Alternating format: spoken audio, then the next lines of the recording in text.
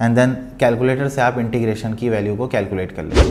यानी कि आंसर हमारे पास डेरिवेटिव का भी डायरेक्ट हम कैलकुलेटर से निकाल सकते हैं। उनको भी देख लेते हैं कि मैट्रिसेस को हम किस तरह से कैलकुलेट करेंगे। ठीक है, वैल्यूज पुट कराने का तरीका ये है कि आपने 3 लिखा, इक्वल टू प्रेस करेंगे, वैल्यू यहाँ एग्जीक्यूट हो जाएगी and then equal to press करने के बाद ये मुझे डिटर्मिनेंट मिल गया। अब मुझे चाहिए मैट्रिक्स ए का inverse. IBA grads, gateway to your desired future. अस्सलाम वालेकुम स्टूडेंट्स, आज हम साइंटिफिक कैलकुलेटर के कुछ फंक्शंस को सीखेंगे कि मैथ्स के जो इक्वेशंस हैं या मैथ्स के जो फॉर्मूलाज हैं या मैथ्स के जो कुछ टेक्निक्स हैं उनको हम कैलकुलेटर के थ्रू किस तरह से सॉल्व कर सकते हैं। तो आप लोग के पास, सबके पास ये कैलकुलेटर एग्ज़ाम में अलाउ भी है और आप इसको वहाँ पे यूज़ करके चीज़ों को कैसे कैलकुलेट करेंगे वो आज हम इस वीडियो में सीखेंगे इंशाल्लाह। तो सबसे पहले आप ये देखें कि सबसे पहले जो हम यहाँ पे चीज़ कैलकुलेट करना सीख रहे हैं वो फैक्टोरियल की वैल्यू है कि फैक्टोरियल की वैल्यू को हम कैलकुलेटर में किस तरह से कैलकुलेट करते हैं।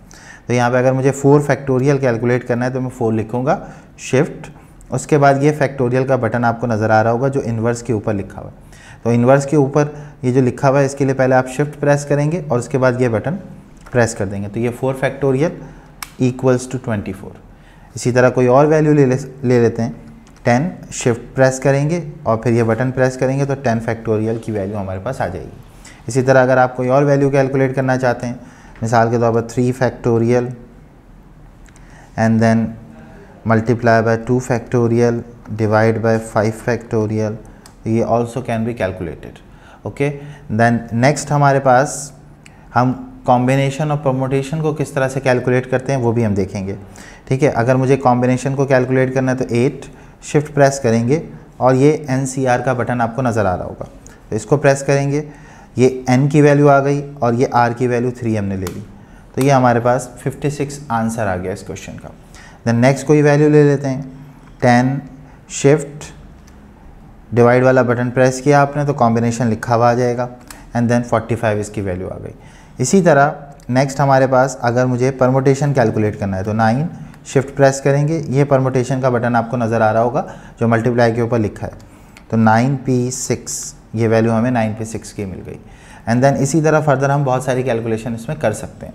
दूसरा, अगर मुझे एरिया कैलकुलेट करना है इंटीग्रेशन में, इंटीग्रेशन मेरे पास कोई सवाल आया और मुझे उसमें इंटीग्रेशन का जो है वो एरिया कैलकुलेट करना है, तो हम किस तरह से उसको कैलकुलेट करेंगे।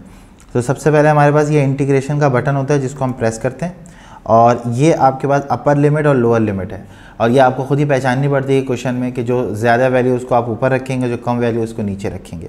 तो सबसे पहले तो आप लिमिट लगाएंगे यहाँ पे और ये आपने लिमिट लगाई यहाँ से 5 और यहाँ से लगा दिया आपने 1। कोशिश करेंगे कि ब्रैकेट को लेते हुए काम करें। अब हमारे पास जो सवाल है उसके अंदर हमने ये करना है कि भाई 1 divide by square root of 2x। अब ये x कहाँ से आएगा या y कहाँ से आएगा वो आपने देखना, वो इम्पॉर्टेंट है। उसके लिए आप अल्फ़ा का बटन प्रेस करते हैं और ये यहाँ पे x मौजूद है। ठीक है, तो ये x आप प्रेस करेंगे -1 और उसके बाद आप यहाँ से ब्रैकेट को क्लोज़ कर देंगे। देन फिर आप प्रेस करेंगे इसको, ये थोड़ा सा टाइम लेगा प्रोसेस होने में एंड देन कैलकुलेटर से आप इंटीग्रेशन की वैल्यू को कैलकुलेट कर लेते हैं। इसके अलावा एक एग्जांपल और ले लेते हैं। ठीक है, मिसाल के तौर पर अगर मुझे यहाँ से कोई ट्रिग्नोमेट्रिक फंक्शन की वैल्यू कैलकुलेट करनी है तो मैं क्या करूँगा, सबसे पहले bracket pi divide by 2, bracket close, then 0 और मैं चाह रहा हूँ मैं cos 4x की वैल्यू कैलकुलेट कर लूँ। cos अल्फ़ा प्रेस करेंगे, x ब्रैकेट क्लोज कर देंगे और पावर 4 ले लेंगे।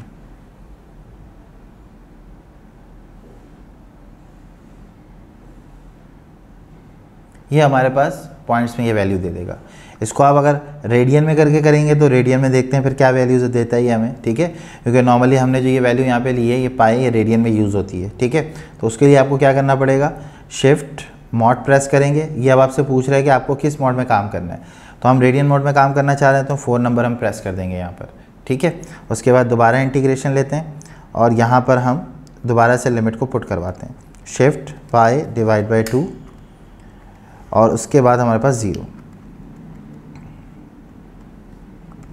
देन अब हम फंक्शन ले लेते हैं अपना। फंक्शन हमारे पास था cos, अल्फ़ा प्रेस करेंगे x और पावर में क्या आ जाएगा हमारे पास 4 आ जाएगा।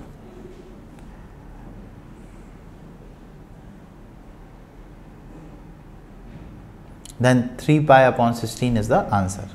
अब ये डिपेंड करेगा कि अगर उसने आपको रेडियन में आंसर दिया हुआ है पाई की फॉर्म में, अगर वो लिमिट लगा के आपको देता है तो फिर आप रेडियन मोड में करेंगे, अदरवाइज़ आप डिग्री मोड का इस्तेमाल करेंगे। ठीक है, देन हमारे पास नेक्स्ट हम दोबारा इसको डिग्री मोड में कन्वर्ट कर लेते हैं। तो ये डिग्री मोड में हमारे पास चला गया। अब अगर मुझे डेरिवेटिव किसी पॉइंट पे कैलकुलेट करना है तो वो भी मैं कर सकता हूँ। शिफ्ट दबाएंगे, ये डेरिवेटिव लिखा हुआ आ रहा है हमारे पास इंटीग्रेशन के ऊपर। यहाँ पे आप फंक्शन पूरा पुट करवा देंगे। मिसाल के तौर पे मैं फंक्शन ले लेता हूँ 2x³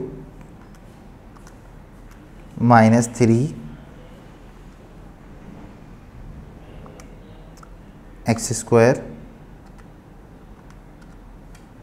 एंड देन +5।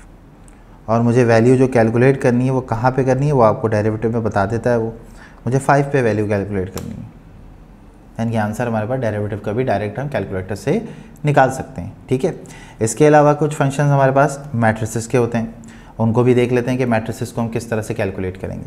ठीक है, तो मॉड प्रेस करेंगे और यहाँ पे ये आपको छठे नंबर पे मैट्रिक्स दिखा रहा है कि छठे नंबर पे मैट्रिक्स है। ये आप प्रेस करेंगे, अब वो आपसे मैट्रिक्स का नाम पूछ रहा है ABC। आपकी मर्ज़ी है, किसी भी मैट्रिक्स को लेके आप काम कर सकते हैं। तो 1 प्रेस किया आपने। अच्छा, अब वो आपसे ऑर्डर पूछ रहा है कि किस ऑर्डर का मैट्रिक्स आप सॉल्व करना चाहते हैं। तो मैंने कहा भाई मुझे 3/3 ऑर्डर का मैट्रिक्स सॉल्व करना है, तो मैं 1 प्रेस करूँगा। ये 3/3 की वैल्यू उसने मुझे दे दी। अब मैं यहाँ पे वैल्यूज़ पुट करा रहा हूँ। ठीक है, वैल्यूज़ पुट कराने का तरीका ये कि आपने 3 लिखा, इक्वल टू प्रेस करेंगे, वैल्यू यहाँ एग्जीक्यूट हो जाएगी। 0 पुट करेंगे, एग्जीक्यूट हो जाएगा। 5 पुट करेंगे, एग्जीक्यूट हो जाएगा। एंड देन इस तरह और ये इस तरह। अब आगे की चीज़ को आपने बड़े ध्यान से समझना है कि मुझे ऑन प्रेस करके कैलकुलेटर के मोड से बाहर आ जाना है। देन फिर मैं क्या करूँगा, मैं दोबारा से शिफ्ट दबाऊँगा और ये 4 नंबर पे मेरे पास मैट्रिक्स आ रहे हैं। नंबर 4 के ऊपर मैट्रिक्स लिखा है तो मैं इसको प्रेस कर दूँगा। अब ये मुझसे पूछ रहा है कि बताओ भाई मैट्रिक्स A के साथ तुम क्या करना चाहते हो। तो मुझे अगर इसका डिटर्मिनेंट कैलकुलेट करना है तो मैं 7 नंबर को प्रेस करूँगा और फिर मैं दोबारा शिफ्ट दबा के मैट्रिक्स पे आ जाऊँगा। अब मैंने मैट्रिक्स A को लिया था तो मैं 3 को प्रेस करूँगा और ये मैट्रिक्स A आ गया मेरे पास। And then equal to press करने के बाद ये मुझे डिटर्मिनेंट मिल गया विदाउट एनी कैलकुलेशन, मतलब आप कैलकुलेटर से इस वैल्यू को कैलकुलेट कर सकते हैं। इसके अलावा और क्या हो सकता है इसमें, दोबारा आप मॉड पे जाते हैं, मैट्रिक्स पे जाते हैं, नंबर 1 पे जाते हैं और फिर दोबारा नंबर 1 प्रेस करते हैं। अब दोबारा से हम वैल्यू रखते हैं 0 6 5 0 7 8 5 6 एंड देन 7। दोबारा से ऑन प्रेस करके बाहर आ जाएंगे, शिफ्ट 4 पे मैट्रिक्स पे जाएंगे। अब मुझे चाहिए मैट्रिक्स A का इन्वर्स।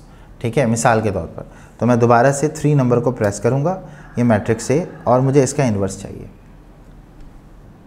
तो अब ये सारी वैल्यूज़ आपको पॉइंट में दे रहा होगा, ये पूरे मैट्रिक्स का इन्वर्स आपने कैलकुलेट करके निकाल लिया। अब ये जो सर वैल्यूज़ है पॉइंट में, इनका क्या करें, तो भाई आपने अपने ऑप्शंस को देखते हुए उसको पॉइंट में कन्वर्ट कर लेना है, तो वो आपको बता देगा कि भाई ये हमारे सवाल का आंसर है। तो मैट्रिक्स में इस तरह की कैलकुलेशन आप बड़े आराम से कर सकते हैं। ठीक है, तो मैट्रिक्स का इन्वर्स कैसे निकलता है, ये अक्सर सवाल एनईटी के पेपर में आ जाता है। तो आपके पास कैलकुलेटर मौजूद होगा तो आप कैलकुलेटर से इन तमाम वैल्यूज़ को कैलकुलेट कर सकते हैं। इंटीग्रेशन कैसे सॉल्व होगी, डेरिवेटिव कैसे सॉल्व होगा, कॉम्बिनेशन कैसे सॉल्व होगा, परमुटेशन कैसे सॉल्व होगा। ठीक है, मैट्रिक्स में इन्वर्स कैसे निकालेंगे, डिटर्मिनेंट कैसे निकालेंगे, ये सारी बात हमने आज के इस वीडियो में की है। इंशाल्लाह आपको इससे बहुत फ़ायदा भी होगा। जज़ाकल्लाह, अस्सलाम वालेकुम।